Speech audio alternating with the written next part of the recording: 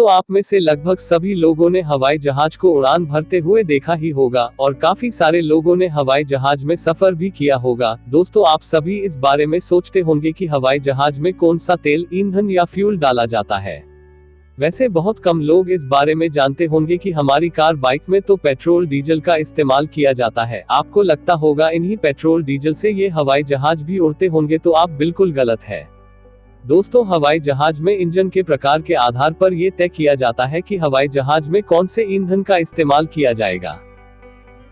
Commercial विमानों और लड़ाकू विमानों में केरोसिन आधारित ईंधन का इस्तेमाल किया जाता है, यानी कि इसमें पूर्ण शुद्ध केरोसिन का उपयोग किया जाता है और इसके अलावा इसमें कुछ एडिटिव्स को भी मिलाया जाता है, जैसे एंटीऑक्सीडेंट्स, एंटीफ्रीज, हाइड्रोकार्बन मिलाए जाते हैं। एडिटिव्स गैस टरबाइनों में जंग नहीं लगने देते हैं और ऊंचाई पर फ्रीज नहीं होने देते और अन्य नुकसान से भी बचाते हैं।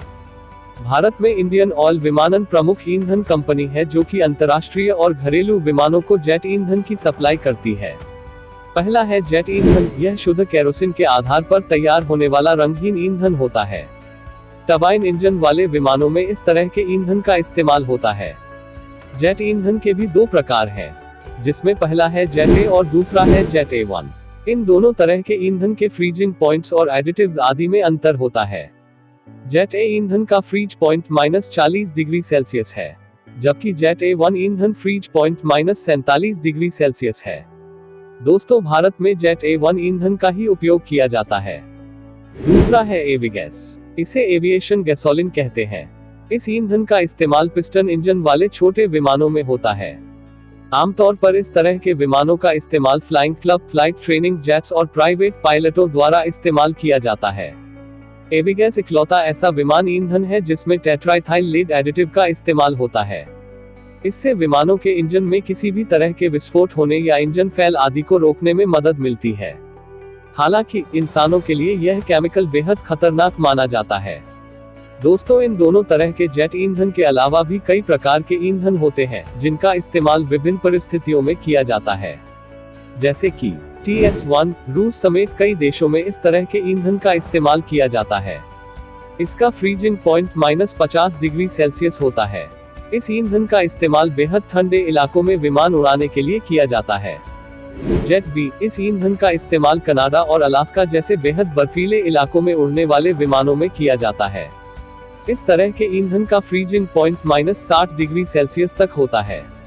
JP8। इस ईंधन का इस्तेमाल मिलिट्री एयरक्राफ्ट्स के लिए होता है और यह एयरक्राफ्ट जेट A1 की तरह ही होता है और एंटी आइसिंग एडिटिव्स का इस्तेमाल होता है। JP5। यह ईंधन कलर में हल्के पीले रंग का होता है और आमतौर पर इसका इस्तेमाल मिलिट्री एयरक्राफ्ट में किया जाता है।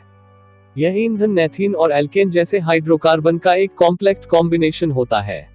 दोस्तों, आपको जानकर हैरानी होगी कि हवाई जहाज का फ्यूल टैंक उसके विंग्स यानी उसके पंखों में बना होता है और इन्हीं पंखों में फ्यूल भरा जाता है। और यह हम सभी जानते हैं कि हवाई जहाज हमेशा धरती से 8 किलोमीटर से लेकर 12 किलोमीटर की ऊंचाई पर उड़ते हैं, मतलब कि 24,000 फीट से 36,000 फीट की ऊंचाई पर उड़ते हैं और इतनी ज्यादा ऊंचाई पर टेम्परेचर हमेशा माइनस में होता है और इस कारण से कोई भी साधारण तेल आसानी से जम जाएगा और इन्हीं कुछ बातों को ध्यान में रखते हुए हवाई जहाज के ईंधन को तैयार किया जाता है।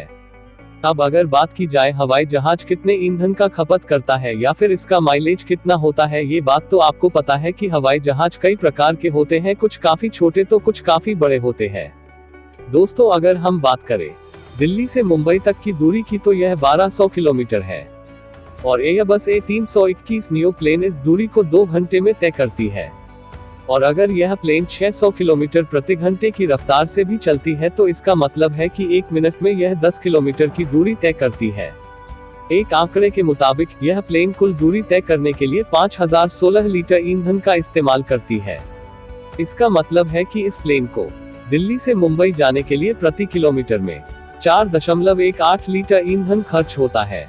एयरबस A321 नियो में हर सेकंड 0.683 लीटर ईंधन का खर्च होता है। ऐसे ही बोइंग 747 हर सेकंड 4 लीटर ईंधन का इस्तेमाल करती है। यदि प्रति मिनट के हिसाब से देखें तो यह 240 लीटर होता है और प्रति घंटे के हिसाब से देखें तो यह 14,400 लीटर प्रति घंटे होता है।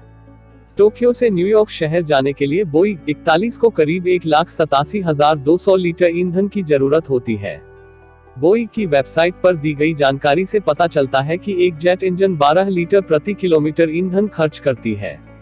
इसमें 2,38,840 लीटर ईंधन की क्षमता होती है।